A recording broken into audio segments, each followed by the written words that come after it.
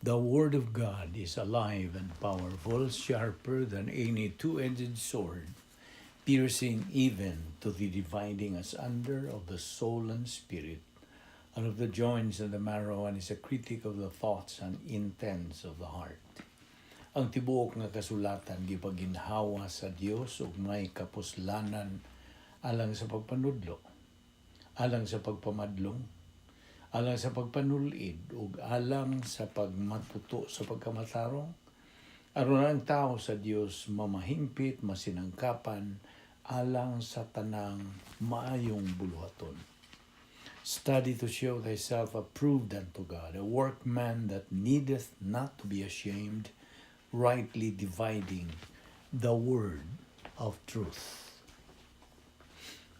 My son, do not forget my teaching, but let your heart keep my commandments. For length of days and years of life and peace, they will add to you. How happy are those who hear the word of God and obey it. And God is able to make all grace overflow to you, so that because you have enough of everything in every way at all times, you will overflow in every good work. My people who are called by my name humble themselves and pray and seek my face and turn from their wicked ways, then I will hear from heaven, will forgive their sin, and will heal their land. The harvest truly is plenteous, but the laborers are few. Pray ye therefore the Lord of the harvest, that he will send forth laborers into his harvest. Let us not be weary in well-doing, for in due season we shall reap if we faint not. For I am not ashamed of the gospel of Christ, for it is the power of God unto salvation to every one that believeth, to the Jew first, and to the Greek also. And for their end is the righteousness of God, revealed from faith to faith, as it is written, the just shall live by faith. So then, just as you receive Christ Jesus as Lord, continue to live your lives in Him, rooted and built up in Him, strengthened in the faith as you were taught, and overflowing with thankfulness. Sa dili pa kita magapadayon sa atong adlaw-adlawng pagbuhat nining atong tulumanon nga maong pagtuon sa pulong sa Dios, gikinahanglan nga mangandam tas tong kaugalingon. We have to cleanse ourselves from any unrighteousness, from any sin, kay kini mahimong babag sa atong pagtuon sa pulong sa Dios. Busa ato kining gamiton ang 1 Juan 1:9 nga mao ang recovery technique nga kita mapasig-uli sa atong pagkiumbitay ngadto sa Dios pinagi sa pagpuno kanato sa Espiritu Santo ug ang paagi niini iyano kayo igo lamang nga atong ikumpisal isugid ang atong mga sala nga nabuhat excuse me sugod niya itong matag yun ato ug hangtod niya kayo na nakabuhat ba kitag mga sala sa unahuna, sala sa dila, sala sa buhat kini mahimong babag kun dili nato kini hinganlan og isugid ngadto sa tubangan sa Dios. Busa, let us use the principle of 1 John 1:9. If we confess our sins, God is faithful and just to forgive us our sins and to cleanse us from all unrighteousness. Alang kanimo higala nga dili paluwas ang imong pagabuhaton, dili ang pagkumpisal, kundi ang imong paggamit sa imong kabubuton sa paghimog desisyon sa pagtuo, pagdawat kang Ginoong Jesucristo ingon nga imong personal nga manluluwas. Believe on the Lord Jesus Christ and thou shalt be saved. Acts 16:31. Busa sa hilom, magandam tas mong kaugalingon. Let us pray.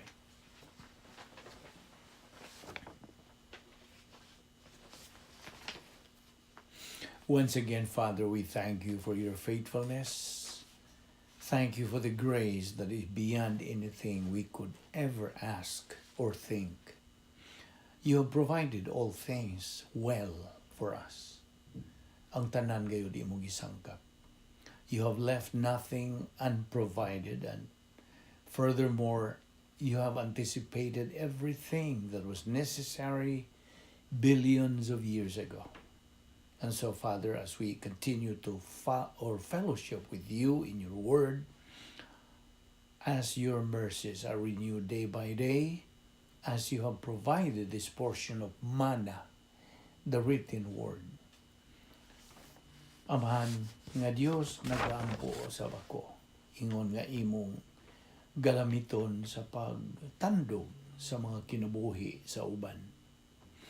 Help me not to be concerned about what title I hold, but instead that my life might show others your grace. Sa ngalan ni Jesus kinintanan among giampo. Amen. Well, may adlaw sa tanan atong mga kaigsunan diha ni Kristo ug sa atong mga higala nga wala pay kaluwasan, gidapit ka higala who is an unbeliever to just have an open mind. Bukas nga panguna-una aron ikaw lamdagan sa kamatuoran pinagi sa pagtudlo kanimo sa Espiritu Santo. O ganiya man kita karon nagadupot sa pagtuon ining pagtulunan nga giuluhan nato og the doctrine of Christian suffering. Pagtulunan kini doktrina kini bahin sa mga pag-antos o alantuson nga tubangon sa mga Kristohanon. Okay? So ato ipadayon kini niining higayuna o ganiya man kita ang atong gibiyaan kagapon may tungod nitong kinabuhi ni Job nga tungod kay siya puno man siya doktrina kadto siya doktrinado man gito si Job bisan tuod nga labihan sa pagka adunahan niya itong panahon na siya. Mao kadto nga siya wa gyud siya makalimot sa source of the blessings that he has received from God. Wa gyud siya mawa og focus ngadto sa the giver, not the gifts ang iyang gihunahuna. So mao na nga siya nagatubo, kabot na sa pagka hamtong, then sige na siya dawat sa mga panalangin nga gibubo sa Dios kaniya.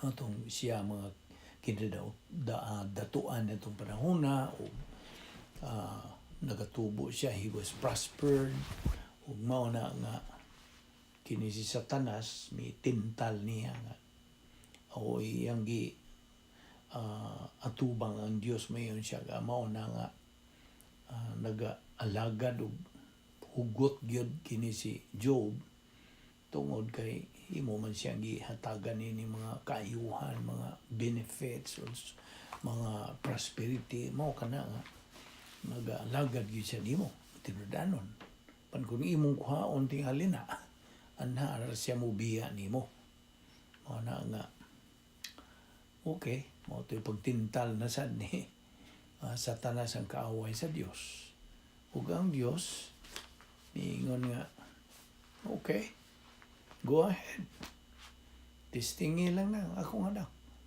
kung makaya ba na nimo. So mo na nga nasayo na ta sa atong gibiyaan nga pag hisgot bahin ini nga si Job nahigugma gyud siya sa pulong sa Dios. He loved the Word of God. Di na siya dakong gugma ngadto sa Dios. Naga-function siya sa atong giingon og faithless life. Di na siya experiential righteousness. Kadtong tanan describes it as he had chewed evil, yung gitutho, meaning iya kini gipusgay, iya kini giusap ni gitutho, he chewed evil. Kaya dili siya kanang ako sa pagtanaw na, he couldn't stand it. Di siya kagwanta mo tanaw nini. So si Job had a hatred for evil. Iyag yung gidumtan, gipangyamaraot niya ang dautan, evil. Iba naman ang evil is the policy of Satan, right?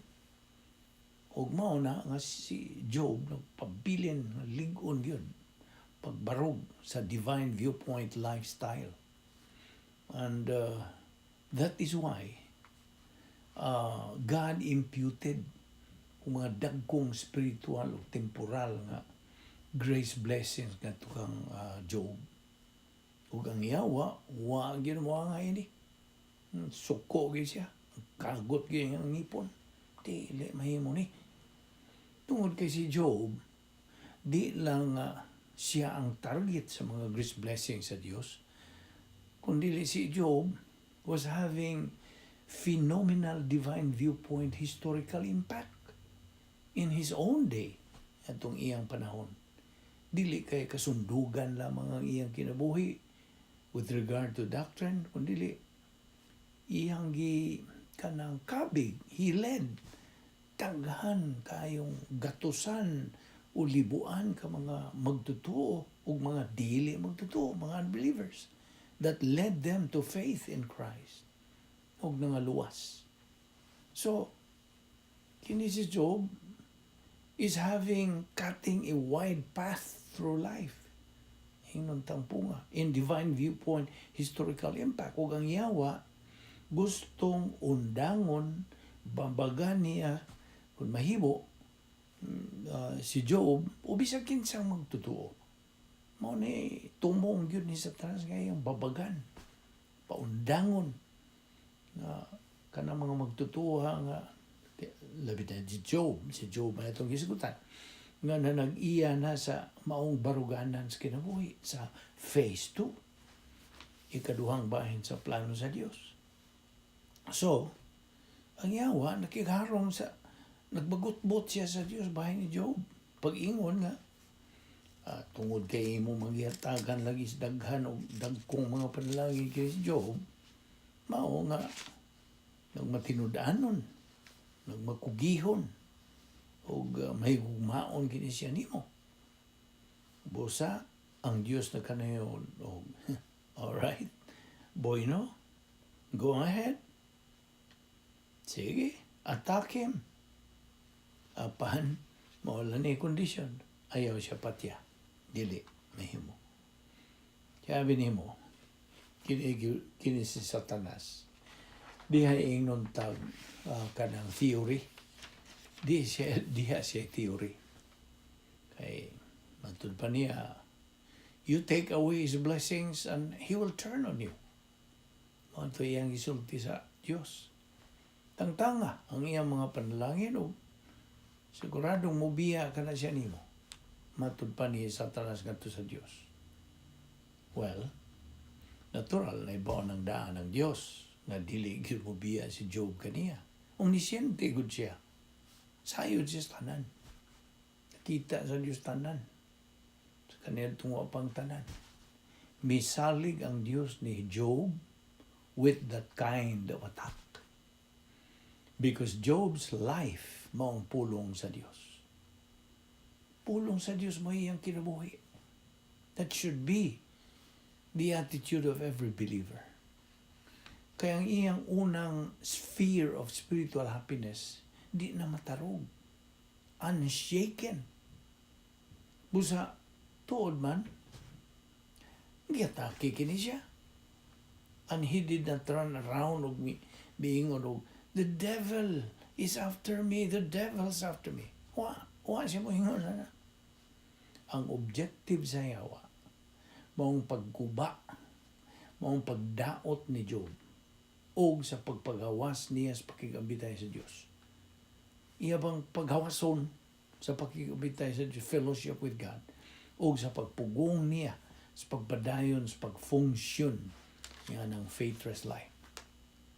Mapunay tumong sa Satanas nga ni kanatong mga magtutuo nga nagasigi tubo di sa pulong sa Diyos. Ug mao nga, okay, dahil sa kahapon niya na, he murdered his 10 children. Pinagi to ni Satanas, ha? And he destroyed all his wealth. Unya, mga pila ka adlaw human yan to, he took away all of his health. Ang iyan na rong panglawas. He had skin ulcers. Gikas uungan to sa iyang lapalapa. Lugos na o gani di nagyod si Job makatindog. He could not stand, he could not sit, matod pa nila. Di na makalingkod. Di na siya makalakaw or lie down. Just imagine. Couldn't do anything without pain. Skin ulcers from head to toe. Boil o nga hubag. Iyang gikiskisan kini.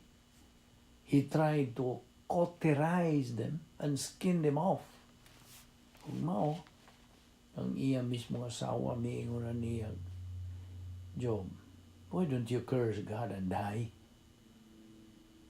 Sabi ng klasihang asawa, what a wife. Di na asawa nga winner, piliro ng asawa. Stop. Now, ning tumura.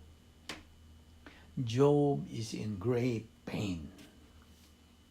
The devil is trying to break him, and it didn't work. Wala. Usahay ang usa ka magtotoo is under satanic attack in life. Mao na category 1 suffering atong hisgutan. Job 1, chapter 1, verse 6 to 22. Job chapter 2, verse 1 through 8. Basahan na diha. Sometimes, may panahon that the believer suffers because the right man or right woman in marriage operates with human viewpoint. Sama na itong asawa ni Job. Job chapter 2 verse 9 to 10. Well, I just made reference niya na, why don't you curse God and die? O kita na ibaw. Kadto human viewpoint nga sinultihan tungod kay miingon kaniya si Job og you're talking now like one of my kwanggol nga mga babae nga musulti ingon yan. What shall we receive imputed grace blessing gikan sa kamot sa Dios ug di makadawat og category 1 suffering as well. After all, naibaw ang Dios sa iyang gibuhat. Basta all relationships in life, tanan, kanunay gyud ni sila nga nagasalig. They are dependent. Whether it's the believer's relationship with God or tawhanong relasyon diha sa kaminyoon, diha sa panimalay, o sa patigayon ba, o sa edukasyon, o sa medical or social life, whatever they may be. Ang tanang matang sa relasyon, nagalambigit og duha o labaw ka mga partis ug busan nagasalig kini sila sa malampusong spiritual life of both people. Ug busa, all it takes is one to fail and the relationship is breached, bungkag. Basta. Busa kung ang tukmang laki, right man, or as in this case, ang tukmang bayi, the right woman, operates with human viewpoint, their mate is going to suffer. Di ba? No, to si Job nag-suffer. Job 2, 9 to 10. O diha usab sa Genesis 12. We see the same thing. Now, kung kadto sa Abraham, who misled Sarah, tell them you're my sister, not my wife. Just tell them, have the truth. Sultihin lang na sila katunga, tinuod. Ito yung mo, Abraham. Ayaw sila sultihig, ako kang asawa. E kung imo ka ng buhaton, pat yun ko nila. Now, on the other hand, diha sa Genesis Kapitulo 3, it's the right woman who gets the ball rolling in the wrong direction. She was deceived. Nalingla ang bayi, ug mikaon siya sa bunga sa kahoy sa pag-ila sa maayog daw tan. Iyang gipaambit ang tunga sa bunga ngadto ni Adan and influence himself.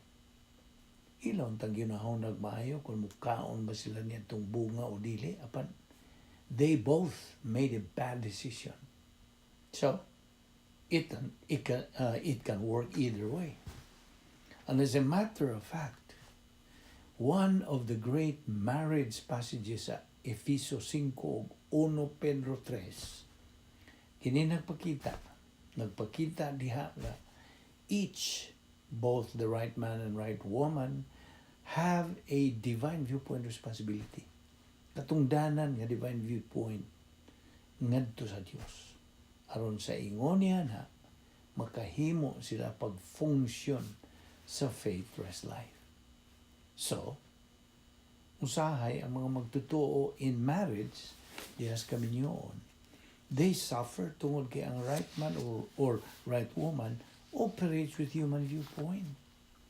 O kung silang duha out of fellowship, gawa sa pagkikabitay nan, they can share the misery sa Diyos nung pagpantun together. Pareham sa disiplinahon. Kasabot ka. Sumaw na. Now, sometimes believers suffer because anaa sila sa under direct demonic attack, as with Paul diha sa 2 Corinto 12, 7 ngadto 10. Diha mensahero ni Satanas to slag him, nga gitawag og thorn of the flesh. Ug kadtong tunok sa unod, thorn of the flesh, was physical pain, sakit sa lawas, inflicted ngadto ni Apostol Pablo by a demon. Now, ang verb nga gigamit diha mao ang verb nga kalapitzo, nga sa Griego nakahulugan og to double up your fist and slug somebody. Ang slug nagkahulugag kusog-kusog o a heavy blow, ilabi na pinangagig kinumo. Ug busa to inflict og daghang sakit, a lot of pain. Ug kadtong maong mga sakit were demon caused, nga wa tangtanga sa Dios. Abi nimo, si Pablo may ampo sa makatuo kahigayon. He prayed 3 different occasions. Tangtanga ra gud ni Ginoo. Ug ang tubag sa Dios kaniya unsa gitubag sa Dios kaniya? Pablo, my grace is sufficient for you. Si Pablo nagkakat-on something.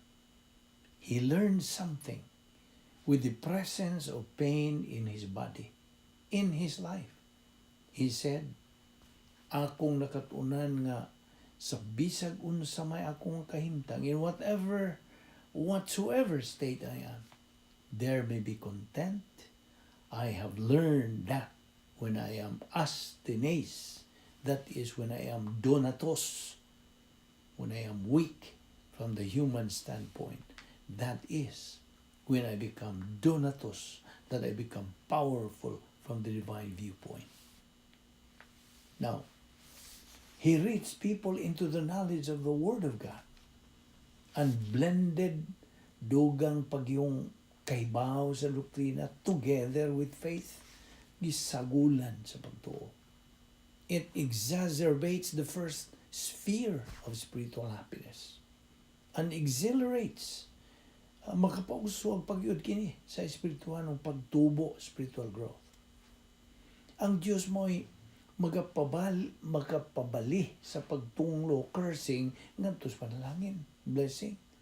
Iyang ibali ba? Switch o iyang split ka ng iyang mabali. Okay?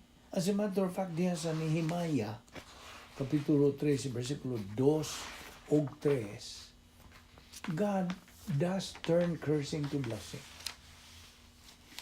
You take the category 1 suffering, ug ang taytayan nga tos dugang pa mga panalangin, mao ang paggamit sa mga pertinent doctrines ngadto sa kasinatian o ang spiritual momentum sa divine viewpoint lifestyle. Dinhi ang Dios mo pabali will turn cursing to blessing. Kasabot ka? Ug mao kanay iyang gibuhat sa kinabuhi ni Apostol Pablo. Now, by the way, wa ni magpasabot nga ang magtutuo mangita gyud pag-anto sa kinabuhi. Kay kanang buhata pure human viewpoint. Tinawhanon man na. Ang pag-antos mo abot ras kinabuhi sa magtutuo in God's own time and in God's own way, or whatever subordinate category it may be. Apan hinumdumi, ng category 1 suffering is never separated, dili kini mabuwag gikan sa first sphere sa spiritual happiness ug ang empowerment paghatag og gahom gikan Espiritu Santo, otherwise called filling of the Spirit. Ang Dios Espiritu Santo empowers the believer. Naghatag og gahom niya ng maong magtutuo. He empowers spiritual growth. He empowers spiritual ministry. He empowers sa magtutuo sa pagbuhat sa buluhaton, production sa fruit of the Holy Spirit. Unsa man tong fruit of the Spirit? Love, joy, first fear sa spiritual happiness, tranquility of soul, ug uban pa. That's the peace of God, which surpasses all understanding, ingon man all misunderstanding. Di man ni usab na there is no unhappiness in category 1 suffering. Okay? So, usahay ang mga magtutuo can be under demonic attack according to 2 Corinthians 12:7-10. Nakabuhat si Pablo og usa ka dakong sayop sa iyang kinabuhi when he went to Jerusalem. When ang Dios migiya unta niya to go west dito sa Espanya. Miadto man hinuon siya sa east sa Jerusalem, and he wound up dito sa sayop. Wrong place for all the right reason. Kasagaran God, kung ang usa ka magtutuo maanaa sa sayop nga dapit, a wrong place, therefore, they have all the wrong reason. Some kind of evil that is pursuing in life. Apan sa bahay ni Pablo, he was still evil. But what an interesting aspect of evil. He wanted the salvation sa mga Hudyo. And he superimposed his own will over the will of God. Ug ang Dios mipasidaan niya in 3 different times on the way to Jerusalem that mawa ang iyang kagawasan. He's gonna lose his freedom. Miadto siya dito sa tuyo sa pagsangyaw sa mga balita sa kaluwasan ngadto sa mga Hudyo. He had no impact. No unbeliever would ever turn to faith in Christ. Again, nanagod ni Pablo sa Dios nga adto dito sa Espanya. Apan nagtuman man gyud siya sa pag-adto sa Jerusalem nga dili mao ang geographical nga kaubuton sa Dios. Kung mao toy nahitabo dito sa Jerusalem, misangyaw siya sa mga Hudyo, apan why misanong sa gospel dito? Because like we said sa atong ingon, he had no impact. Ug why unbeliever ever turn to faith in Christ? Sabi ko nimo, ang Dios dili makahimos paggiya sa magtutuo contrary to his word. See, he never has and he never will. God is never inconsistent. Di man nila. He is completely consistent. And he is always right. Husto siya sa kanunay. Sometimes, ang mga magtutuo mo anto sa tuyo to prevent or to eliminate pride. 2 Corinthians 12:7. Paul received an abundance of revelation. Okay? But to keep him down, niagom siya pag-antos to prevent niya nga mahimong mapaytason. He will become arrogant. Sometimes, believers suffer in order to pagpakita sa pagkaigo. Igo ra ba? The suffering, the sufficiency of God's grace. 2 Corinthians 12:9. God told Paul, "My grace is sufficient for you, Paul." Sometimes ang mga magtutuo mo antos to demonstrate the wisdom of God in answering prayer. Usahay, ang mga magtutuo tubagon ng ilang pagampo? Yes. Answer ba sa ilang pagampo? Usahay, makadawat sila no answer sa ilang pagampo. Apan ayaw kalimot nga, ang Diyos mutubag gayod sa pagampo sa mga magtutuo. God always answers prayer. There is no prayer of believers that has ever gone unanswered in the plan of God. Wala. Sometimes it's a yes answer. Sometimes it's no answer. Sometimes it's temporarily delayed answer. But eventually will turn into yes. Dinit kita kutob sa atong paghisgot niini. Salamat sa imong pagpakiguban niini atong Bible study karong hapuna. Og magampo kita. Amahan na mga Diyos, nagapasalamat kami kanimo niining imong dugang pagpasabot ka namo sa imong grasya. Nga ang grasya nimo, O Diyos, igo na alang ka namo. Kaana diha sa grasya ang tanan nga kahimpitan. Salamat sa imong pag-andam ka namo sa among padayon sa among pagtuon sa imong balaang pulong nga mao lamang kini ang pagi nga kami makatubo diha sa imong grasya. Ligo na kami kanunay, O Diyos, sa pagpadayon ngayon, sa pagsibog sa unahan, ingon sa giagian ni Job nga kami magapadayon sa pagtutok ngayon, focus on you and your word. Kaya kini lamang among kaligunan. Kini lamang ang among makuptan sa among pagpakigharong sa mga daghang mga gumunhap sa kinabuhi. Mga pagsuway. Salamat o Diyos. Nining imong ipagsangkap nga wala gayo kulang. Liguna kami kanunay. Pagsalig, pagtuo diha kanimong sa imong mga pulong. Bani kami, O Diyos, sa among pagbubuhag, dada kami pagbalik niining among Bible study through the YouTube ubos sa Balbido Evangelistic Ministry. Salamat ng tanan, O Diyos, sa ngalan ni Ginoong Kristo. Amen.